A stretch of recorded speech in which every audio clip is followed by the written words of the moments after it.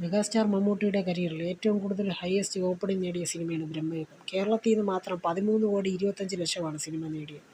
World wide collection 85 കോടിയാണ്. ഏകദേശം final collection 125 കോടിക്ക് മുകളിലാണ് സിനിമ നേടിയത്. സിനിമയുടെ ബഡ്ജറ്റ് വെറും 25 കോടിയാണ്. സിനിമ ബ്ലോക്ക് ബസ്റ്റർ ഹിറ്റാണ് സ്വന്തമാക്കിയത്. കൊടുമ്മൽ പോറ്റിയായി മെഗാസ്റ്റാർ മമ്മൂട്ടി വേറെ ലെവൽ പ്രകടനം നടത്തിയ ബ്രഹ്മയുഗത്തിൻ്റെ തരംഗം ഇതുവരേക്കും വിട്ടുമാറിയിട്ടില്ല. 2026-ലും ആ സിനിമ തരംഗം സൃഷ്ടിക്കുകയാണ്. ആ സിനിമയ്ക്കൊരു സെക്കൻഡ് പാർട്ട് വന്നാൽ വേറെ ലെവലായിരിക്കും. അർജുൻ അശോകനും ഇതിൽ പ്രധാന കഥാപാത്രങ്ങളെ അവതരിപ്പിച്ചിട്ടുണ്ട്. വേറെ ലെവൽ എക്സ്പീരിയൻസ്, തിയേറ്റർ എക്സ്പീരിയൻസ് ആയിരുന്നു ബ്രഹ്മയുഗം ആ ഒരു ടൈമിൽ പ്രേക്ഷകർക്ക് സമ്മാനിച്ചത്.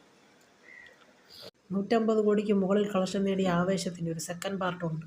സിനിമയുടെ സെക്കൻഡ് പാർട്ട് ഇപ്പോൾ അനൗൺസ്മെൻറ്റ് ചെയ്തിരിക്കുകയാണ്. സിനിമ തമിഴ്നാട്ടിൽ നിന്ന് മാത്രം 25 കോടിയാണ് ഫൈനൽ കളക്ഷനായി സ്വന്തമാക്കിയത്.